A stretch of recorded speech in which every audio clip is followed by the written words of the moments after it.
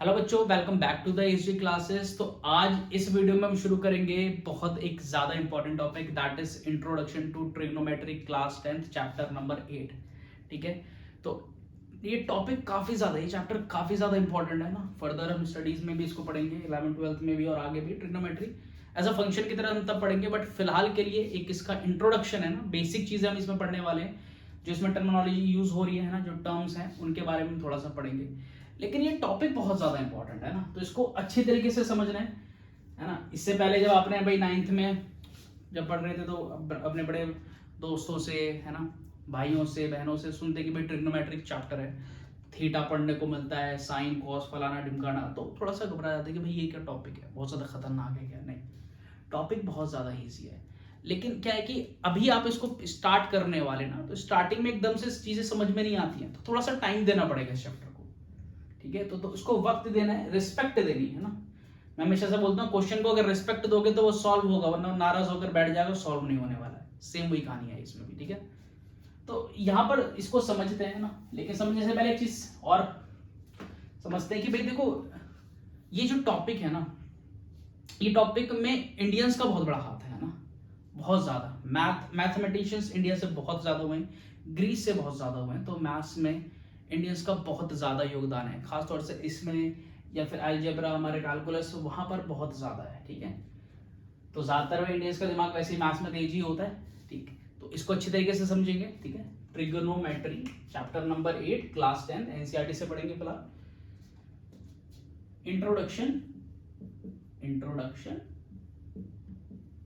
To trigonometry, है ना। ठीक है, इसी को हिंदी में कहते हैं त्रिकोणमिति। ठीक है ना, ठीक है ना, त्रिकोणमिति। देखो, इंट्रोडक्शन का मतलब होता है जब आप किसी से पहली बार मिलते हो ना, पहली बार, तो पहली बार मुलाकात हो रही है, देख लो, नमस्ते कर लो, बहुत काम आने वाले। ठीक है ना, तो देखो यहाँ पर क्या है, इसके नाम में ही है थोड़ा सा मतलब इसका, है ना। इसका अगर मैं ब्रेक करूं तो इसको हम कहते हैं ट्रिग्नॉन, और ये जो हो गया है ना, इसको हम कहते हैं मेजरमेंट। मेट्री जो है होता है मेजरमेंट, है ना, मेजरमेंट। ट्रिग्नॉन रिप्रेजेंट करता है बच्चों ट्राइंगल को, है ना, ट्राइंगल को। और मेजरमेंट यहाँ पर दो चीजों का होता है, ट्राइंगल के अंदर दो ही चीजें होती हैं, या तो होगी साइड या फिर होगा एंगल। आप देखो यहाँ पर भी देख सकते हो, हिंदी में और भी क्लियर है। त्रिकोण, कोण मतलब होता है एंगल, तीन एंगल, तीन एंगल की ज्योमेट्री, तीन साइड की ज्योमेट्री। ठीक है ना, तो इसका अगर मैं नाम को बस ब्रेक करूं तो यहाँ पर आता है ट्राइंगल और साइड और एंगल, है ना, मेजरमेंट। तो यहाँ पर होता है कि देखो कुछ मेजरमेंट करना है, इतना तो समझ में आता है ना, और ट्राइंगल से रिलेटेड मेजरमेंट है, इतना भी समझ में आता है। लेकिन ट्राइंगल कौन सा है ना, तो सब ट्राइंगल के लिए नहीं, स्पेसिफिकली राइट एंगल ट्राइंगल के लिए, राइट एंगल ट्राइंगल के लिए। ठीक है ना, सब ट्राइंगल के लिए नहीं है, राइट एंगल ट्राइंगल में। तो ट्रिग्नोमेट्री एक ना कॉन्सेप्ट है ना, एक मेथड है, जिसमें हम क्या करते हैं, किसी राइट एंगल ट्राइंगल की साइड्स का मेजरमेंट देखते हैं, उसके एंगल का मेजरमेंट देखते हैं, और उनमें कुछ रिलेशन निकालते हैं। वही कॉन्सेप्ट ट्रिग्नोमेट्री है ना। तो बच्चे बोलते हैं कि भाई, बहुत मीम्स आजकल बनती हैं कि भाई थीटा पढ़ा हमने, कहीं पर यूज नहीं हुआ ये, तो ये यूज होता है ना, हमको उस लेवल पर पहले पहुंचना है कि जो यूज हो सके। ठीक है, और लेकिन अगर मैं बेसिक सी चीजें बताऊं तो ये बहुत बेसिक जगहों पर यूज होता है ना। जैसे मैंने बोला, मैं भाई एक बिल्डिंग है, उससे सम दूरी पर, डिस्टेंस पर खड़ा हुआ हूं मैं, है ना, मैं इसको देखता हूं, तो ये बिल्डिंग कितनी है, मैं कितनी दूर खड़ा हूं। इस तरीके से एक बेसिक टाइप के क्वेश्चंस बनते हैं। टाइड्स वगैरह, है ना, टाइड्स वगैरह जो आते हैं, टाइड्स वगैरह जो आते हैं, इनको भी देखने का काम करता है ना। ये हाई टाइड लो टाइड आते हैं, और भी बहुत सारे बेसिक काम है। ऐसा नहीं है कि भाई यूज नहीं होता, यूज नहीं होता तो कॉन्सेप्ट क्यों बनता। तो ये मीम्स वगैरह पे मत जाना है बिल्कुल भी। ठीक है, हर चीज काम की नहीं है तो हटा दी जाएगी, बात खत्म। तो देखो यहाँ पर क्या है, राइट एंगल ट्राइंगल में ही अप्लाई होगा। अब ये है क्या चीज, समझ लेते हैं ना। तो मैंने भी बोला कि भाई देखो, नाम से समझ लो, एक ट्राइंगल की साइड्स और एंगल्स का मेजरमेंट। तो ये मेजरमेंट एक तरीके से रेशियो है ना, रेशियो है। तो इन्होंने क्या कहा कि भाई एक राइट एंगल ट्राइंगल है, ये कॉन्सेप्ट क्या कहता है,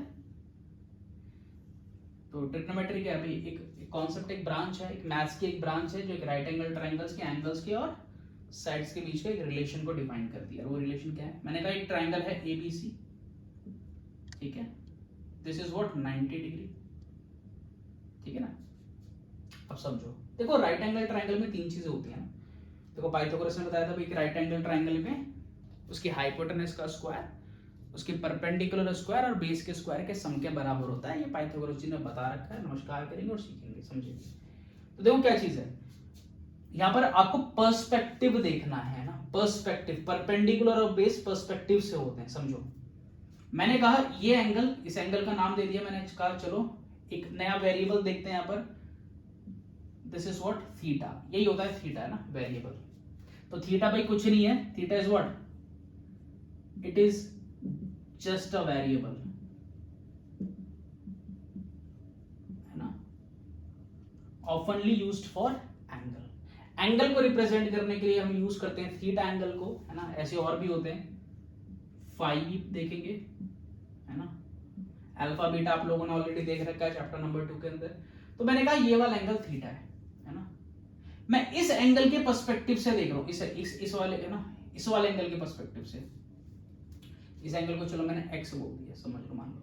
फिलहाल बात करता हूं इसकी, इस एंगल के पर्सपेक्टिव से देखता हूं तो एंगल के सामने वाली साइड परपेंडिकुलर होती है, समझ रहे हो, ये जानना जरूरी है। पर्सपेक्टिव देखा जाता है, अगर ये एंगल है तो सामने वाले साइड जो है वो परपेंडिकुलर होगी, 90 के सामने वाली हमेशा हाइपोटेन्यूज होगी, and the third, the remaining side will be the base. बात समझ में आ रही है, एंगल के सामने वाली साइड परपेंडिकुलर होगी, ठीक है। अगर मैं अपना पर्सपेक्टिव बदल दूं, मैं बोलूं एक्स के पर्सपेक्टिव से देखो, तो परपेंडिकुलर अब ये नहीं रहेगा, परपेंडिकुलर इसके सामने वाली साइड बन जाएगी।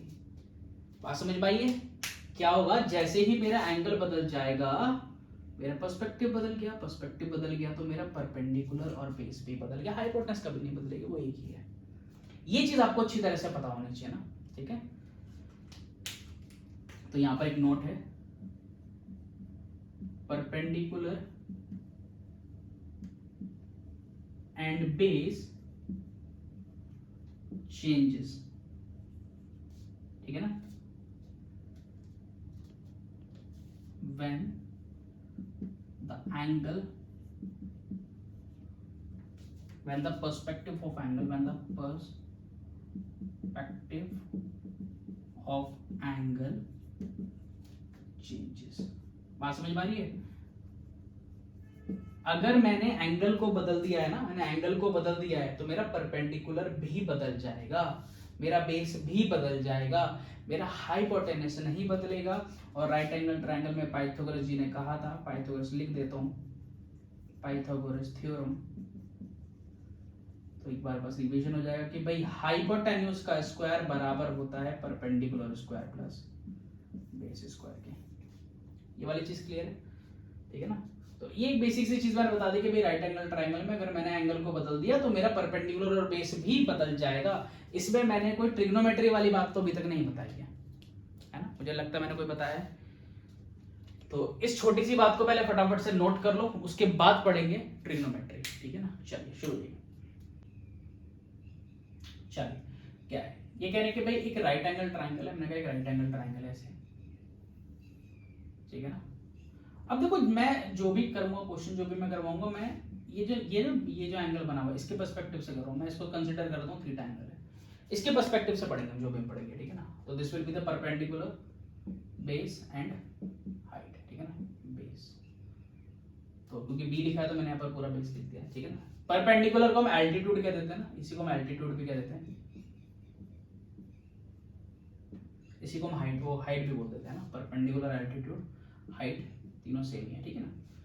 तो देखो ट्रिग्नोमेट्री क्या बताती है, ट्रिग्नोमेट्री बताती है कि किसी एक एंगल के पर्सपेक्टिव से अगर मैं देखूंगा तो इसकी साइडों में कुछ ना कुछ रेशियो आ रहा है ना, साइडों में कुछ ना कुछ रेशियो आ रहा है। वो जो साइड के रेशियो हैं, वो जो मैं निकाल रहा हूं, उन रेशियो को स्पेसिफिक कुछ नाम दे दिया गया है, वो हमको यहाँ पर समझना है। तो देखो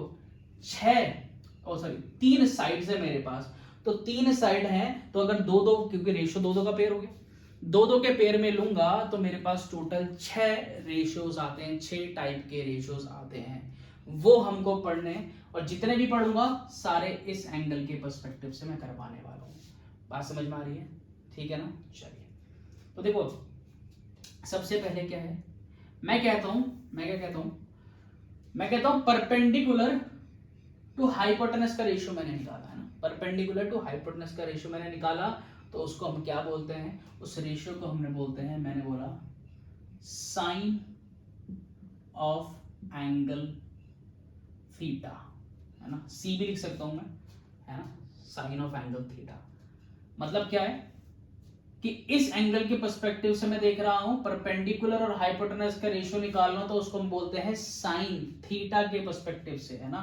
तो ये होता है परपेंडिकुलर टू हाइपोटेन्यूज का रेशियो। ठीक है, परपेंडिकुलर टू हाइपोटेनस का रेशियो, इसको और थोड़ा सा कराऊंगा। तो देखो हमको अभी ऐसा नहीं लिखना है ना, हमको जो एग्जाम में लिखना है इसका शॉर्ट SIN, सिन नहीं साइन ही है, तो साइन थीटा, इसको मैं ऐसा लिख सकता हूं ना, साइन ऑफ एंगल थीटा, इसके पर्सपेक्टिव से क्या आएगा, परपेंडिकुलर टू हाइपोटेनस का रेशियो, तो साइन कहेंगे उसको, शॉर्ट में लिख सकते हैं साइन थीटा, तो this is what P upon में H। ठीक है ना। अब देखो यहां पर क्या होता है, ये जो रेशियो है ना, उसका साइड की लेंथ से, यानी लेंथ से कुछ लेना देना नहीं है ना, लेंथ बढ़ेगी तो कोई फर्क नहीं पड़ेगा ना, रेशियो देखूंगा मैं, किसको देख रहा हूं, मैं रेशियो को देख रहा हूं। बात समझ में आ रही है? इसी तरह से सेकंड आता है कोसाइन ऑफ एंगल थीटा, है ना, मैंने कहा कि इस एंगल के पर्सपेक्टिव से करा रहा हूं सारा, तो इसका मैं सिर्फ कॉस तक यूज करने वाला हूं, this is what cos theta, और ये क्या होता है, ये बेस टू हाइपोटेन्यूज का रेशियो होता है, ये बेस टू हाइपोटेन्यूज का रेशियो होता है। ठीक है ना। तो देखो इन दोनों को हम कहते हैं फंडामेंटल, क्या बोलते हैं, fundamental trigonometric, fundamental trigonometric ratios. बाकी के सारे रेशियो मैं इन दोनों की हेल्प से फाइंड कर सकता हूं, बाकी के जो 4 बच रहे हैं भाई, तो देखो 4 जो होते हैं ना, ये टोटल जो 6 होते हैं, इन 6 को हम कहते हैं ट्रिगोनोमेट्रिक रेशियोज, लेकिन इनको कहेंगे फंडामेंटल ट्रिगोनोमेट्रिक रेशियोज, बेसिक जो है ना, बाकी इन्हीं का यूज करके मैं बना दूंगा। ठीक है, तो मैंने क्या कहा, एक काम करा मैंने कहा इसको इससे डिवाइड कर दो, है ना, मैंने कहा P बाय H को डिवाइड कर दो B बाय H से, तो आएगा H से H कैंसिल, मिलेगा P अपॉन में B, तो क्या हो गया, बाकी साइड का रेशियो P और B का रेशियो हो गया। इसको हम क्या बोलते हैं, इसको हम बोलते हैं टेन, है ना, टेंजेंट, यहां लिख देता हूं, टेंजेंट ऑफ एंगल थीटा, ये भी कह सकता हूं sine theta divided by cos theta which is tan theta, जो कि क्या हो जाएगा P अपॉन B के इक्वल। क्लियर है? तो इन दोनों का यूज कर लिया मैंने। नेक्स्ट फोर्थ, मैंने क्या करा, साइन का रेसिप्रोकल कर दिया, तो ये P अपॉन H है, इसका रेसिप्रोकल H अपॉन P हो जाएगा, है ना, तो इसको हम कहते हैं cosecant of angle theta, this is what cosec theta, हम यहां तक यूज करेंगे सिर्फ, है ना, कोसेक थीटा। अब रेसिप्रोकल P अपॉन H का है, तो ये H अपॉन P बन गया। ठीक है, fourth, fifth, this is secant, secant of angle theta, secant of angle theta. ठीक है ना, इसको हम बोलेंगे सेक थीटा, यहां से यहां तक बस। तो ये क्या हो जाएगा भाई, ये होता है कॉस का reciprocal, so this will be H upon में B। तो देखो मैं इससे इसको डिवाइड करूं, तो मैंने कहा चलो, या फिर मैं इसको रेसिप्रोकल कर दूं, है ना, टेन का रेसिप्रोकल होता है, ये होता है कोटेंजेंट, नाम से समझ में आ जाएगा, कोटेंजेंट, इसको बोलते हैं कॉट थीटा, है ना, दिस इज कॉट थीटा। तो देखो ये P अपॉन में P है, या कॉस साइन अपॉन में कॉस है, तो मैं इसको बोल सकता हूँ कॉस अपॉन में साइन, है ना, कॉस थीटा अपॉन में, ये सारे रिलेशन याद रखने, सारे यूज होंगे प्रूविंग जब हम करेंगे, तो ये जाएगा cot theta which is B upon में B। ठीक है ना, तो टोटल कितने हो गए, 6 हो गए, तो मैंने कहा था 6, इनको हम कहते हैं T रेशियोज, T रेशियोज या फिर ट्रिग्नोमेट्रिक रेशियोज है ना, ट्रिग्नोमेट्रिक। तो मैंने कहा था ये दो फंडामेंटल हैं, ये होते हैं डिराइव्ड ट्रिग्नोमेट्रिक रेशियोज। क्या बोलते हैं? डिराइव्ड, टी रेशियोज लिख देता हूं फिलहाल मैं, डिराइव्ड ट्रिग्नोमेट्रिक रेशियोज। क्यों डिराइव्ड? भाई इनका यूज करके तो बनाया, इनका यूज करके बनाया मैंने। तो टोटल होते हैं 6, क्योंकि 3 साइड है तो 2 2 का रिलेशन लेकर चलूंगा तो 6 पॉसिबिलिटीज बना सकता हूं। तो ये 6 मेरे पास है ट्रिग्नोमेट्रिक रेशियोज। ये आपको टिप्स पर पता होने चाहिए ना, टिप्स पर। अब क्या होता है, टिप्स पर है तो शॉर्टकट भी बनते हैं भैया, शॉर्टकट भी बनते हैं, बच्चे बनाते हैं शॉर्टकट। तो बड़े ही फेमस शॉर्टकट है ना। कैसे? S C T P P B, sorry P B H H P. क्या है जी? देखो ये है सोना, चांदी, तोले, P for Pandit, this is B, Badri Prasad, Badri Prasad, हर हर बोले, है ना। सोना, चांदी, तोले, पंडित, बद्री प्रसाद, हर हर बोले। एक और भी है इसका, लेकिन मैं उसको भी बताना नहीं चाहूंगा, ठीक है ना। तो आप अपने एंड से बना सकते हो उसको, कोई प्रॉब्लम नहीं, आप अपने एंड से उसको बना सकते हो, ठीक है ना। तो क्या कह रहे हैं देखो ध्यान से, C for, S for sine, C for cos, T for tan. तो साइन पी अपॉन एच है, कॉस बी अपॉन एच है, टेन पी अपॉन में बी है। बात समझ में आ रही है? तो अगर आप फंडामेंटल भी करोगे और इनका आप रिलेशन याद कर लोगे तो भी आपको ये बहुत जल्दी याद हो जाएंगे। ये स्टार्टिंग वाली बात है ना, ये स्टार्टिंग वाली बात है। लेकिन क्या होता है, सब इसको वैसे याद कर लेते हैं, सीख जाते हैं ना। फ्रीक्वेंटली इतना यूज होने वाला है ये कि आपको कुछ देखने की जरूरत नहीं पड़ने वाली है, इस बात की 101% श्योरिटी है। समझ में आ रही है बात? अब यूज कैसे करना है ना, फर्स्ट एक्सरसाइज में, जो फर्स्ट एक्सरसाइज में उसमें यही है हमारे पास ना। इसमें एक छोटा सा नोट मैं बता देता हूँ। नोट क्या कि देखो गड़बड़ क्या होती है, जैसे लिखा मैंने साइन थीटा, इसका मतलब ये नहीं होता है कि ये और ये आपस में मल्टीप्लाई है ना। This is not the multiplication of sine and theta, this is not the multiplication of sine and theta. मान लो बच्चे क्या करते हैं, ऐसे कॉमन लेने की बहुत तगड़ी आदत है ना। क्या कर दिया, फटाफट से थीटा कॉमन ले डाला, जय श्री राम। थीटा कॉमन लिया, लिख दिया साइन प्लस कॉस। अरे भैया साइन और कॉस अकेले कुछ नहीं है, ये एंगल पे चेक करे जाते हैं, एंगल पर चेक होने वाला रेशियो है ये। तो ये मल्टीप्लिकेशन नहीं होता है ना। साइन थीटा का मतलब नॉट द मल्टीप्लिकेशन, तो ये गलत होगा, not the multiplication, not the multiplication of sine and theta. This represents what, sine of angle theta, उस पर्टिकुलर एंगल पर, इस राइट एंगल ट्राइंगल पर जो साइन है, जो रेशियो है पी और एच का, ये उसको बताता है, ना कि दोनों के मल्टीप्लिकेशन को बताता है। क्लियर है बात? बिल्कुल ठीक है ना। तो देखो एक बेसिक से क्वेश्चन करते हैं। मैंने कहा भाई राइट एंगल ट्राइंगल है ना। मैंने कहा इसमें जो परपेंडिकुलर है वो 3 है, जो बेस है वो 4 है, जो हाइपोटेनस है वो कितनी हो जाएगी भाई, पाइथागोरस लगा लो इसमें। 3 का स्क्वायर 9, 4 का स्क्वायर 16, 16 9 25, 25 का अंडर रूट 5 है ना। ये हो गया, ठीक है। तो ये है, इसको नोट कर लो, मैं रब कर देता हूँ नीचे वाला क्वेश्चन, है ना। इसको नोट कर लो, इस वाली बात को इंपॉर्टेंट है, इसको नोट करना है कर लो, वैसे उतना कोई है नहीं। चलिए अब कहते हैं कि भाई मेरे को ये रेशियो दे दिया ना, ये ट्रायंगल की मेरे को साइड्स दे दी हैं, आप बताइए ये क्या आने वाला है। तो देखो ध्यान से इस एंगल के पर्सपेक्टिव से देखो, तो देखो कितना होगा, साइन थीटा क्या होता है, पी अपॉन में एच। इसके पर्सपेक्टिव से पी कितना है, 3 है, हाइपोटेनस 5 है, तो 3/5। कॉस कितना हो जाएगा, कॉस कितना हो जाएगा, बेस अपॉन हाइपोटेन्यूज कितना हो गया, 4/5। फिर टेन थीटा पी अपॉन में बी, तो परपेंडिकुलर 3 है, बेस 4 है, ठीक है। इसके बाद मेरे पास हो गया इसका रेसिप्रोकल ना, आप ये भाई इसका रेसिप्रोकल है ना, इसका रेसिप्रोकल है तो याद रख लो कि रेसिप्रोकल तो साइन का रेसिप्रोकल कोसेक, तो कोसेक थीटा h अपॉन में p, तो इसका रेसिप्रोकल कर दो सीधा 5/3, ठीक है। एंड देन कॉस का रेसिप्रोकल सेक है, तो सेक थीटा लिखो, उसको जितनी बार लिखोगे उतना जल्दी याद हो जाएगा, ठीक है ना।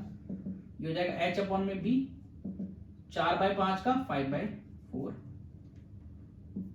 And the last one tan का रेसिप्रोकल cot थीटा, ये है p अपॉन में b, तो this will be b upon में p व्हिच इज 4/3, ठीक है। इस तरीके से ना यहां पर एक छोटा सा बस ये रिलेशन और देखो, मुझे पता है दुनिया में कभी भी किसी भी वैल्यू को उसके रेसिप्रोकल से मल्टीप्लाई किया जाता है तो क्या आंसर आता है, पॉज करो फटाफट बताओ पहले कमेंट में क्या आंसर आएगा, ठीक है ना। तो देखो क्या है, अगर मैं किसी भी नंबर को, किसी भी वैल्यू को उसके रेसिप्रोकल से मल्टीप्लाई करूंगा, है ना, जीरो नहीं होना चाहिए, ठीक है ना। क्यों? क्योंकि जीरो का रेसिप्रोकल कितना हो जाएगा भाई, इसका 1/0, इतना नॉट डिफाइंडेबल आ गया, ठीक है। तो मैंने कहा यहां पर ना मैं ट्रिग्नोमेट्रिक की बात करूंगा, तो यहां पर रेसिप्रोकल है ना, रेसिप्रोकल्स को जब मैं आपस में मल्टीप्लाई कर दूं ना, तो रेसिप्रोकल मल्टीप्लाई होकर बनते हैं हमेशा 1, कितना बनते हैं 1।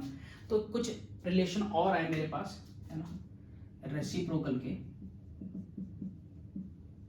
क्या है, देखो साइन का रेसिप्रोकल है कॉसेक, तो आपस में अगर मल्टीप्लाई कर दिया जाए तो क्या आएगा 1। Condition is what, angle should be equal, angle बराबर होना चाहिए, एंगल बराबर नहीं है तो नहीं कर सकता मैं इसको, ठीक है ना।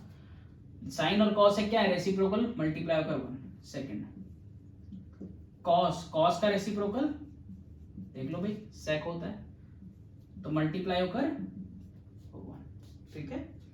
थर्ड tan का रेसिप्रोकल कॉट मल्टीप्लाई होकर 1।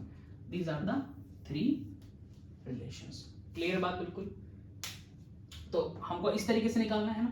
अब अगर देखो मैं अपना पर्सपेक्टिव इस क्वेश्चन में बदल देता हूँ, है ना, अपना पर्सपेक्टिव इस क्वेश्चन में बदल देता हूँ, एंड आई होप ये नोट कर लिया होगा, नहीं करा है तो नोट करो बिकॉज रब करने वाला हूँ उसको मैं, है ना। नोट कर लो इसको पहले फटाफट से। तो देखो यहां पर क्या चीज है, मैं अपना पर्सपेक्टिव बदल देता हूँ ना, मैं बोल रहा हूँ इस एंगल के पर्सपेक्टिव से, इस एंगल के पर्सपेक्टिव से। तो देखो साइन ए कह देता हूं मैं ना, एंगल बदल दिया, sine A cos A tan A cosec A sec A and the last one is cot A. चलिए कॉट ए, ठीक है ना। तो क्या हुआ भाई, ध्यान से देखो, अगर एंगल ये है तो परपेंडिकुलर सामने वाला है, ये याद रखना। परपेंडिकुलर हमको आदत है नॉर्मली, अगर मैं एक ट्रायंगल ऐसे बना दूंगा ना और मेंशन नहीं करूंगा एंगल कौन सा है, तो फटाफट से परपेंडिकुलर इसको बता दोगे, ये नेचुरल टेंडेंसी है। लेकिन अब मुझे देखना है मेरा पर्सपेक्टिव क्या है, मैं किस एंगल को देख रहा हूं, तो क्वेश्चन को ध्यान से पढ़ना है, रेस्पेक्ट देनी है पूरे क्वेश्चन को।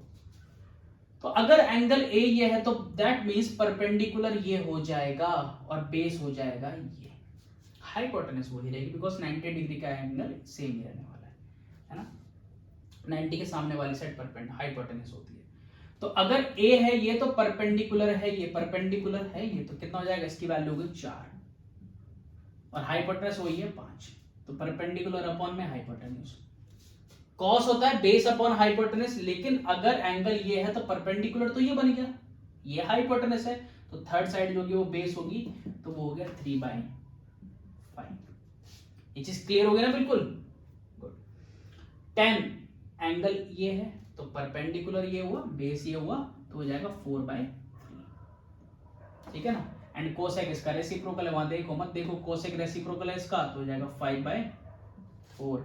सेक इसका रेसिप्रोकल 5/3, कॉट tan का रेसिप्रोकल 3/4। बात बिल्कुल समझ में आई या फिर नहीं आई, ठीक है ना।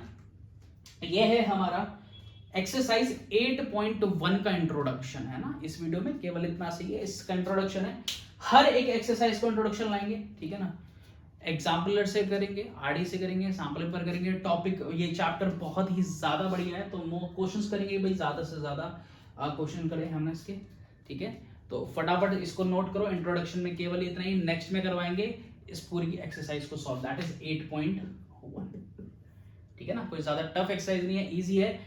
तो पहले आप ये भी करो कि भाई आप जो इंट्रोडक्शन है उसको समझ, उसको पढ़कर, है ना, जो भी समझ में आया उसका यूज करो और कोशिश करो कि आप 8.1 के क्वेश्चंस को क्रैक कर सको, ठीक है ना।